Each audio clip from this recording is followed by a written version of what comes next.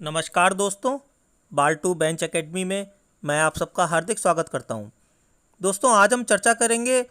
उत्तर प्रदेश राजस्व संहिता 2006 की धारा 70 एवं धारा 71 के विषय में। दोस्तों, धारा 70 में राज्य सरकार और कलेक्टर के आदेश और निर्देश का प्रावधान किया गया है। Orders and direction of the state government and the collector, मतलब राज्य सरकार के आदेश और कलेक्टर के आदेश और इनके डायरेक्शन, इसका प्रावधान किया गया है। इसकी उपधारा 1 में कह रहे हैं राज्य सरकार और उसके नियंत्रण के अधीन कलेक्टर, यानी कि राज्य सरकार और राज्य सरकार के नियंत्रण के अधीन कलेक्टर भूमि प्रबंधक समिति को ऐसे आदेश और निर्देश जारी कर सकता है जो इस संहिता के प्रयोजनों के लिए आवश्यक प्रतीत हो। तो भूमि प्रबंधक समिति को एक तो राज्य सरकार आदेश दे सकती है और कलेक्टर आदेश दे सकता है, ये बात कह रहे हैं। दूसरी उपधारा में कह रहे हैं भूमि प्रबंधक समिति और उसके पदाधिकारियों का यह कर्तव्य होगा कि वे तत्काल उपधारा 1 के अधीन जारी किए गए आदेशों को कार्यान्वित करें और निर्देशों का पालन करें। अब दूसरी उपधारा में भूमि प्रबंधक समिति का ये ड्यूटी बना दी गई है कि वो जो उपधारा 1 में राज्य सरकार के आदेश हैं और कलेक्टर के आदेश हैं उनको तुरंत कार्यान्वित करें और उनके निर्देशों का अनुपालन करें। ये लायबिलिटी यहां पे बना दी गई। अब आते हैं सेक्शन 71 पर। धारा 71 वैकल्पिक व्यवस्था का प्रावधान करती है, अल्टरनेटिव अरेंजमेंट। इसकी उपधारा एक कह रही है यदि किसी समय कलेक्टर का यह समाधान हो जाता है कि भूमि प्रबंधक समिति इस संहिता द्वारा या इसके अधीन अपने लिए अधिरोपित या समनुदेशित अपने कर्तव्यों का निर्वहन करने या कृत्यों का निष्पादन करने के लिए युक्ति युक्त या क्षमा याचना के बिना विफल हो गई है, मतलब भूमि प्रबंधक समिति के जो कर्तव्य थे उन कर्तव्यों का वो पालन नहीं कर पा रही है, ठीक है, और इसके लिए उसने क्षमा याचना भी नहीं करी और युक्तियुक्त कोई कारण भी नहीं था। तो किसी टाइम अगर कलेक्टर को यह लगता है कि भूमि प्रबंधक समिति अपनी ड्यूटीज का बगैर किसी युक्तियुक्त कारण के या क्षमा याचना के निर्वहन नहीं कर रही है। दूसरी कंडीशन कह रहे हैं परिस्थितियां ऐसी उत्पन्न हो गई हैं कि भूमि प्रबंधक समिति इस संहिता द्वारा या उसके अधीन अधिरोपित या समनुदेशित कर्तव्यों का निर्वहन करने या कृत्यों का निष्पादन करने के योग्य नहीं है या उसे अयोग्य ठहराया जा सकता है, या फिर ऐसी परिस्थितियां उत्पन्न हो गई हैं कि भूमि प्रबंधक समिति के जो कृत्य हैं उनका निष्पादन करने के वो योग्य ही नहीं रह गई, ठीक है।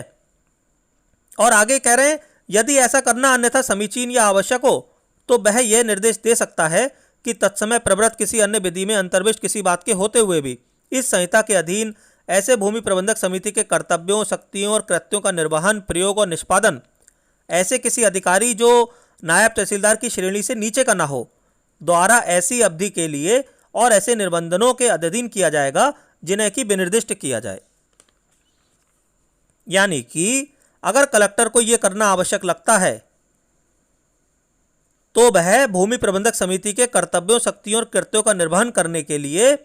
एक ऐसा अधिकारी अपॉइंट कर सकता है जो नायब तहसीलदार की श्रेणी से नीचे का ना हो। तो दोस्तों, अगर मैं फिर से आपको सरल शब्दों में धारा 70 और 71 समझाऊं, देखिए धारा 70 तो ये कह रही है कि राज्य सरकार और कलेक्टर के जो आदेश होंगे, जो निर्देश होंगे,